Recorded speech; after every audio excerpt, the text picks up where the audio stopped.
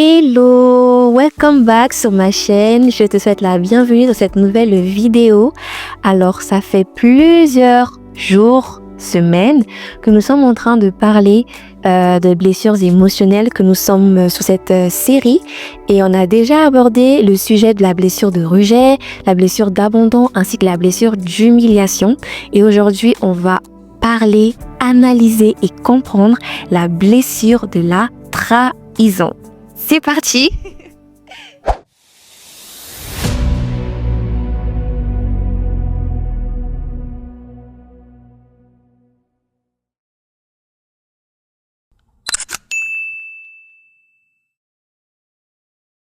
La trahison n'est pas juste un mot, c'est ça qu'il faut comprendre. C'est une déchirure au plus profond de toi. C'est comme un hiver que tu n'as jamais vraiment quitté.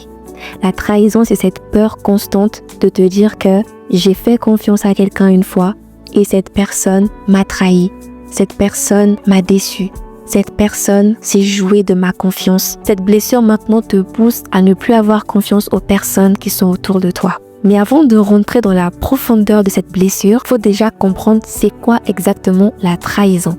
Qu'est-ce que la blessure de la trahison ?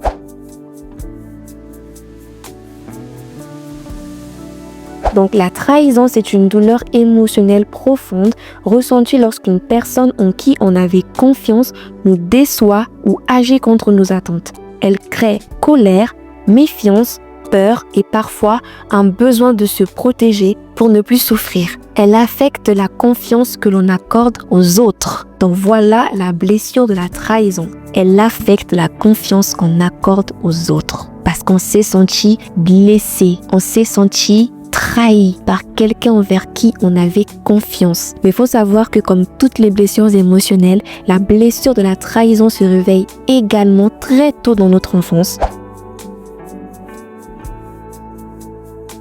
Et en l'occurrence, pour la trahison, cette blessure prend place entre l'âge de 2 à 4 ans. Donc très tôt. Il faut savoir que c'est avant l'âge de 7 ans que le reste de la vie d'une personne est bâti. Toutes les expériences qu'une personne a vécues avant l'âge de 7 ans la marquera à vie, positivement ou négativement. Donc pour la blessure de la trahison, très tôt dans ton enfance, tu es dépendante de quelqu'un ou dépendant de quelqu'un. Dépendant d'un regard, d'un mot, d'une parole, d'un geste, ainsi que de l'amour de quelqu'un. Et généralement, ce sont tes parents, ta famille. Puis, cette blessure s'installe. Elle vient à cause d'un acte, d'une situation créée par un adulte ou par un parent en qui on avait confiance.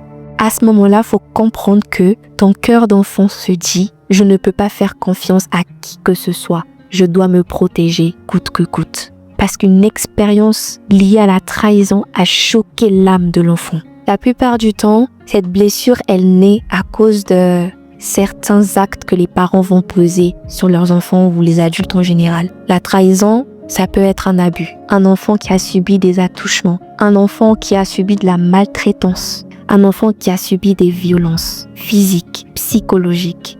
Parce qu'elle faisait confiance en cet adulte. Elle faisait confiance à ce parent. Et ce parent a abusé de la confiance de l'enfant et il a posé un acte qui a choqué, qui a traumatisé, qui a ébranlé le cœur de l'enfant. Et ça fait que l'enfant va se protéger, coûte que coûte.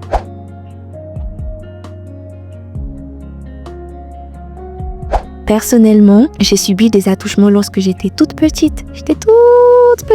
Et mon cerveau avait oublié cet événement. Vous savez, quand le cerveau de l'enfant a été choqué ou marqué, et vraiment très marqué par un événement, il se peut que pour protéger l'enfant, le cerveau va effacer ce souvenir de sa mémoire, va effacer un événement de sa mémoire. Et lorsque je m'en étais souvenu, j'avais 22 ans. J'avais 22 ans lorsque je m'étais souvenu de cet acte-là. Et comment vous dire que je n'arrivais pas à y croire. J'étais choquée, j'étais chamboulée. Je me suis dit, mais comment j'ai pu oublier ça et tout. C'est là que j'avais compris que mon cerveau m'avait protégée en fait. Mais en fait, à ce moment-là, je m'étais sentie tellement trahie parce que c'était une personne en qui j'avais confiance. C'était une personne en qui mes parents avaient mis également leur confiance. Ils avaient confié leur enfant. Et au final, il s'est passé ce qui s'est passé. Mais la trahison, c'est aussi lorsque tu fais confiance à un adulte ou peu importe à une personne et qu'elle va abuser de cette confiance-là à ses fins. Moi, par exemple, une fois, je me souviens, la première fois dans ma vie d'ado, lorsque j'ai ressenti de la trahison, c'était lorsque je me préparais pour aller en cours et ma tante, qui m'a élevée, du coup, me dit « Teresa, ne te prépare pas pour aller en cours, on a un rendez-vous. » À ce moment-là, je dis « Ok. » Il faut savoir que ma tante et moi, on avait une relation très inexistante. On était comme deux inconnus qui habitaient dans la même maison. On ne se parlait jamais, on ne s'adressait jamais la parole. Surtout quand on se retrouvait que toutes les deux, on pouvait passer 24 heures dans la même maison sans parler, sans s'adresser la parole. Et quand il y avait du monde, quand il y avait ses enfants, c'est là qu'elle faisait un peu son show, si je peux dire ça comme ça, où elle me rabaissait, où elle m'accusait de tous les noms, elle me traitait de tout ce qu'elle voulait me traiter, où elle me maltraitait un peu, vous voyez, devant les gens, devant ses enfants, devant les personnes qu'elle aimait, pour me montrer vraiment que moi, elle ne m'aimait pas. Donc elle le faisait devant les gens, et lorsqu'on se retrouvait que toutes les deux, on ne parlait jamais. Donc ça fait que on est allé dans la voiture, personne ne parle. On peut même entendre une mouche voler, personne ne parle. Et là, je m'aperçois qu'on est devant le juge des enfants. Voilà, qu'on est devant le juge des enfants. J'étais d'abord choquée, je me suis dit, qu'est-ce qu'on fait ici, il se passe quoi? Ensuite, durant le rendez-vous avec la juge, ma tante, elle commence à faire un discours, voilà, que non, Thérésia, voilà, moi je peux pas, j'ai trop d'enfants, puis je suis malade, faut comprendre que j'aimerais bien me décharger un tout petit peu, donc si vous voulez bien la prendre en charge, et que ça serait pas mal pour moi parce que je suis vraiment épuisée, je suis vraiment fatiguée. En fait, j'entendais tout ce qu'elle disait et j'étais dans mon cœur, en fait, je me suis dit, mais en fait, quelle hypocrite. Déjà, j'avais beaucoup de haine, vraiment, je me dis de manière objective, j'avais beaucoup de haine envers ma tante. Donc, lorsqu'elle disait tout ça, je me suis dit, mais c'est tellement hypocrite, enfin, t'aurais très bien pu juste me dire, ah Thérésia, on va au juge des enfants, pourquoi est-ce que tu as caché ça, pourquoi est-ce que tu as attendu et pourquoi est-ce que tu me présentes la chose comme ça en pleine face, enfin, sois juste honnête envers moi en fait. Très clairement, moi je n'avais absolument pas du tout débattu pour le fait de rester chez elle. À ce moment-là, j'en avais marre en fait. Je me suis dit, bon, placez-moi en fait, placez-moi, je vais même pas chercher à dire que non, je me sens bien chez elle, non, placez-moi, là je suis fatiguée. Et lorsqu'on rentre à la maison, son mari, moi je l'appelais papa à l'époque, elle me dit, ah si papa te demande pourquoi est-ce que tu dois être placé, tu dois lui dire que en gros c'était ton frère qui devait être placé, mais tu t'es sacrifié pour lui, que tu as pris sa place parce que tu voulais pas qu'il grandisse son foyer. Je suis allée juste répéter ce qu'elle m'a dit, pour pas avoir de problème. Il est d'accord, il n'y a pas de souci. Elle avait refait ça une deuxième fois. Elle savait par exemple que moi j'étais très attachée à ma famille à cette période. Je cherchais beaucoup la validation et l'amour de ma famille. Donc, j'étais au foyer, elle m'envoie un message. Non, mais Teresa, viens, on va faire une petite journée en famille. On va aller à Lausanne, en Suisse. Et on va aller un peu au lac. On va aller un peu passer un moment tous ensemble et tout avec tes cousins. Moi, à ce moment-là, je me suis dit, oh, c'est la première fois qu'elle me propose un truc. C'est la première fois qu'elle est gentille avec moi. Je m'étais même pas douté de quoi que ce soit. C'est-à-dire que je me suis précipitée, je les ai rejoints et tout. On part et tout à Lausanne. Et là, elle m'emmène chez soi-disant un homme de Dieu, un pasteur, un prophète. En fait, aujourd'hui, avec la maturité et la connaissance que j'ai de la parole de Dieu, je me dis juste, en fait, j'étais tellement naïve à cette période-là, en fait. Je me suis dit, en fait, c'est quel homme de Dieu, ça? En gros, je suis là, en fait, homme de Dieu, je me suis dit, waouh, choc, double choc.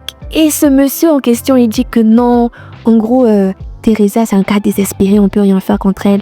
Elle a beaucoup trop d'esprit lourd et tout, donc on peut rien faire contre elle, voilà. L'esprit là est beaucoup trop fort, du coup, même Dieu peut rien faire. Même Dieu peut rien faire. Même Dieu ne peut rien faire. En fait, les gars, il faut connaître la parole de Dieu.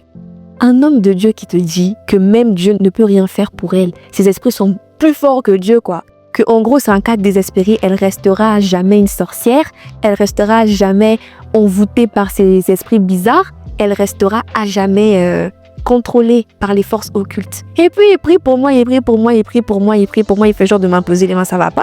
Franchement, à cette période-là, en fait, j'avais la connaissance d'aujourd'hui, mais j'allais confondre le monsieur là. Donc toi, t'es ça pour juger. Mais juste, quel homme de Dieu sur cette terre, s'il est vraiment appelé par Dieu, n'a pas le pouvoir ni l'autorité par le nom de Jésus de dire à un démon, va-t'en, et le démon, il part.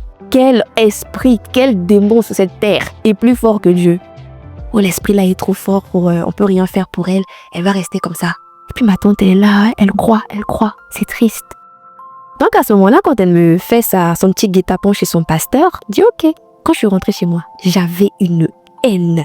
Je dis la femme là, plus jamais là, plus jamais moi là, je me vengeais. C'est-à-dire que je voulais tellement me venger de la trahison là. Et je voulais faire des choses terribles. Je vous dis, si c'est pas Jésus qui m'avait sauvé là, j'allais finir en prison. Je vous dis clairement, j'allais finir en prison. Parce que j'avais des plans, j'avais des objectifs dans ma tête pour pouvoir me venger de cette femme et de toute sa famille. On allait me voir dans les films là, l'enquête impossible là. On allait me voir là-bas. C'est-à-dire, il y a une jeune fille là, elle a fait ça à sa famille. Tellement je voulais me venger, mais d'une manière.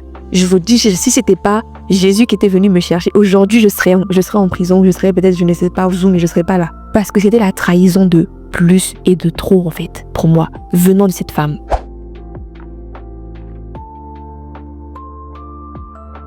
Donc à cause de toutes ces situations que tu vis, qui créent en toi ce sentiment de trahison, il faut savoir qu'il y a un masque qui va se développer qu'on appelle le masque du contrôlant. Donc pour survivre, tu vas te construire une forteresse. Tu vas tout contrôler pour éviter la peur et la douleur. Tu vas cacher tes émotions sur un courage apparent, tu vas faire mine que tu es courageux, que non, toi tu gères, que rien ne peut t'atteindre et tout, alors qu'en vrai, c'est autre chose, hein. C'est autre chose qui se passe dans ton cœur. Tu vas donner des conseils et intervenir pour maîtriser ton environnement. Voilà, tu vas vouloir orienter les gens pour pouvoir maîtriser l'environnement comme toi tu le désires. Ta voix et ta présence sont fortes, mais ton cœur est brisé. Je vais te donner 5 signes pour te montrer que la blessure de la trahison vit en toi. Elle est encore présente, elle est là.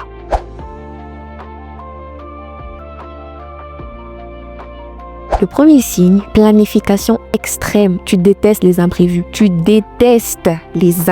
Donc tu vas tout planifier. Tu vas tout prévoir. Tu vas tout contrôler. Tu vas vouloir que les choses aillent dans ton sens. C'est-à-dire que cette blessure t'a tellement marqué là que pour toi, tu dois contrôler tout ce qui se passe autour de toi. Même ton planning. Quand il y a des imprévus, ça t'agace, ça t'énerve. Il faut savoir que la blessure de la trahison, ça vient toucher un point fondamental en toi. La confiance que tu as aux autres. Parce que tu as donné ta confiance aveuglement et tu n'as pas vu arriver la trahison. Donc les imprévus, c'est des choses qui viennent à toi comme ça, qui te tombent dessus et tu as horreur de ça. Ça te rappelle le sentiment que tu as ressenti lorsqu'on t'a trahi. Voilà, tu vas éviter la vulnérabilité. Voilà, tu vas pas te montrer vulnérable, tu vas te confier à personne, tu vas t'ouvrir à personne parce que si tu le fais, on va encore te trahir. Les gens vont utiliser ça contre toi. Les gens vont encore utiliser ce que tu leur dis pour te faire du mal. Donc maintenant là, je ne serai plus vulnérable devant les gens. Tu as la peur de l'engagement et du désengagement. C'est-à-dire que si tu t'engages avec quelqu'un, tu vas te dire dans tous les cas, la personne va me trahir, la personne va me tromper par exemple. Alors tu vas constamment être là à contrôler, est-ce que la personne là est même sincère? Est-ce qu'elle va pas me trahir? Et même te désengager là, c'est pas possible pour toi, c'est pas possible. C'est une forme de trahison pour toi. Qu'on coupe les ponts avec toi. C'est qu'on m'a trahi. Et tu es constamment en colère. Voilà, tu te donnes cette image-là d'être quelqu'un d'aigri. C'est comme si la colère, c'était ton bouclier en fait. Plus tu montres que tu es aigri, plus tu es inaccessible en fait. Plus tu montres que tu es en colère, plus les gens vont avoir peur de s'approcher de toi. Et ça te va.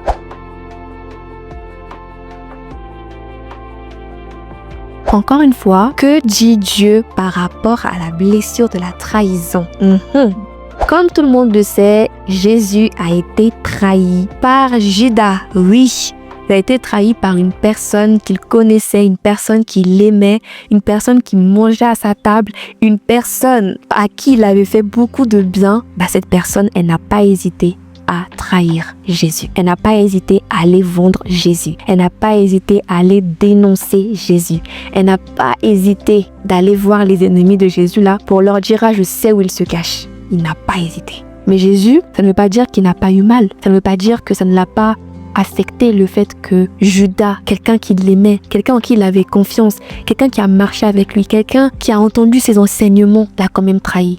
Bien sûr, ça lui a fait mal, mais il ne s'est pas vengé, il n'a pas changé sa manière d'être. Il a continué à aimer Judas, il a continué à se comporter avec lui comme il se comportait avec les autres disciples. Les gens vont dire, mais oui, mais c'est Jésus, c'est parce que Jésus aussi, Oh, c'est Jésus quand même. Oui, mais c'est Jésus, mais Jésus nous demande à lui ressembler. C'est pas parce que tu as été trahi que toutes les personnes qui existent sur cette terre ne sont pas dignes de confiance. Bien sûr que oui, aucun homme n'est digne de confiance de manière générale. Mais il faut juste discerner à qui tu t'ouvres, vers qui tu pars pour raconter ta vie. Quelles sont les personnes qui t'entourent là? Discerne, trie tes relations, nomme tes relations. Ne fais pas confiance à toutes les personnes que tu croises et tout parce que tu les avais à ton souris. Non, et tes intimes en fait. Et des personnes qui sont dans ton intimité. Même si ces personnes vont toujours te décevoir, faut le savoir, faut que tu le comprennes. On est des êtres humains. L'être humain va toujours décevoir. Même toi là où tu es, tu vas forcément décevoir quelqu'un un jour ou l'autre. Tant que tu vas pas comprendre ça, tu réussiras pas à vivre avec les gens. Les hommes seront toujours amenés à te trahir, à te décevoir, à faire des choses qui vont t'affecter, qui vont te blesser. Parce que c'est l'homme. L'homme est imparfait. Tu dois juste réussir à gérer ces choses différemment. Tu comptes aussi en fait. C'est aussi ta vie. Tu as aussi le droit d'être heureux. Détache-toi de ces blessures.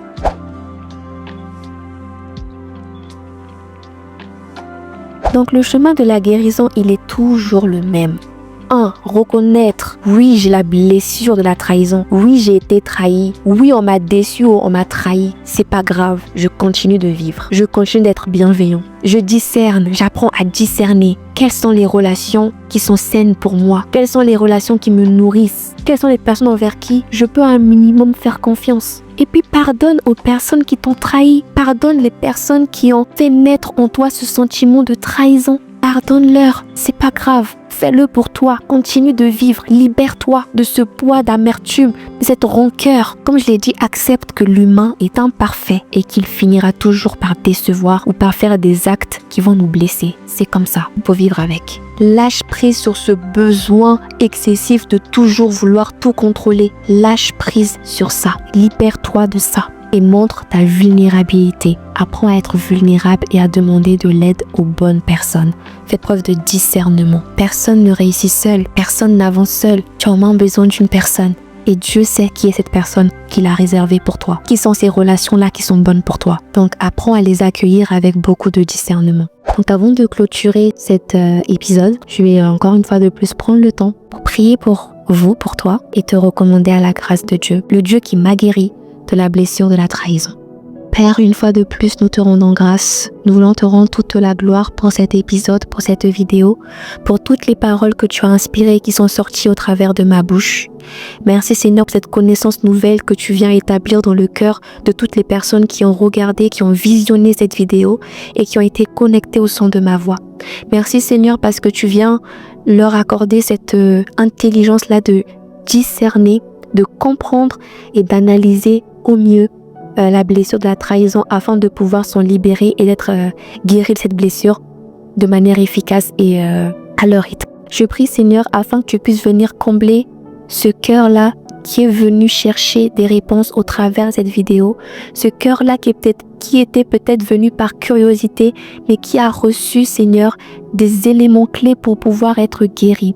Je prie afin que tu puisses restaurer son âme, que tu puisses guérir son cœur brisé, que tu puisses renouveler ses forces, que tu puisses venir la remplir d'une joie et d'une paix qui surpasse toute intelligence. Que le sang qui a coulé à la croix, Seigneur Jésus-Christ, afin que elle soit guérie de cette blessure de la trahison, n'est pas juste coulée en vain, mais qu'elle puisse parler dans sa vie, Seigneur. Que les cœurs soient couverts de ton sang et que tout ce qui n'est pas de toi lâche prise au nom de Jésus. Toi qui es près de ceux qui ont le cœur brisé, Seigneur, viens consoler. Viens, Seigneur, ôter ces plaies. Viens ôter ces maux. Viens ôter, Saint-Esprit de Dieu, ces choses qui étaient là, qui avaient été créées à cause de cette blessure de la trahison, Seigneur. Que ce soit un abus, que ce soit, Seigneur, des paroles qui ont été utilisées, que ce soit, Papa, des choses qui ont été faites dans l'enfance. Je prie afin que tu viennes les effacer et afin que, Père, tu puisses venir, Seigneur, redonner de la force, redonner une joie nouvelle, une paix nouvelle, Seigneur, à ces cœurs qui étaient fatigués, à ces cœurs qui étaient chargés. Tu as as dit dans ta parole, venez à moi, vous tous qui êtes fatigués et chargés, et je vous donnerai du repos. Car c'est dans le repos, Seigneur Jésus-Christ, c'est dans le calme et la sérénité que toi tu agis. C'est dans le repos que toi tu agis. Alors Père, parce que tu viens donner ton joug qui est léger, qui est doux, qui est agréable. Tu viens, Papa, remplir les cœurs de paix. Alors moi, je crois que tu agis. Moi, je crois que tu restaures. Moi, je crois que tu es en train de guérir. Moi, je crois que tu es en train de fortifier une âme, que tu es en train d'orienter une âme sur comment elle doit être guérie, sur comment elle doit appliquer ses clés et même des choses que toi-même tu vas lui inspirer pour pouvoir se relever et être totalement libre de cette blessure de la trahison. Merci Seigneur, parce que si tu l'as fait pour moi, tu peux également le faire pour elle, Seigneur. Si tu l'as fait pour moi, tu peux également le faire pour ce jeune, pour cette jeune qui est venue, Papa, au travers de cette vidéo, chercher ta main, Seigneur. Je prie afin que tu puisses venir susciter en lui, en eux, ce cœur-là de te chercher, de te servir et d'être proche de toi. Ce cœur-là de pouvoir demeurer auprès du Dieu qui aime, du Dieu qui restaure et du Dieu qui relève. Seigneur, merci parce que c'est toi qui le fais, Seigneur. Ce n'est pas le travail d'un homme, mais c'est ton travail à toi, Saint-Esprit de Dieu. Merci Jésus parce que tu as porté la trahison afin que cette personne en soit libre, alors que toute la gloire te revienne pour ton sacrifice à la croix pour elle, ô Père. Merci parce que tu guéris, tu restaures, tu consoles et tu relèves au nom de Jésus. Amen. Donc moi, je crois que cette blessure de la trahison t'a quitté, elle t'a déjà quitté. C'est le mindset qui compte. Tout est possible à celui qui croit. Si tu crois que la chose là est déjà à l'extérieur de toi, elle va finir par partir dans tous les cas. Donc, prends soin de ton âme encore une fois de plus parce qu'elle est précieuse pour Dieu. Elle est précieuse. Ton âme est tellement spéciale, ok? Dis-toi qu'une seule âme qui revient à Jésus, lui là-bas au ciel, il fait une grande fête pour célébrer le fait que cette âme-là, elle est revenue auprès de lui. Donc, fais-lui confiance et lui, il agira, ok? Sois juste sincère avec lui et lui, il agira. Et si tu as des questions, peu importe, tu peux me DM, il n'y a pas de problème. D'ici là, je te dis à très très bientôt pour la dernière blessure qui nous reste à traiter. Et n'oublie pas de me rejoindre sur Instagram afin de ne pas louper les petites aventures qui se passent de l'autre côté du réseau. Voilà, et d'ici là, prends bien soin de toi et moi je te dis à très très très très vite. Bisous, bye.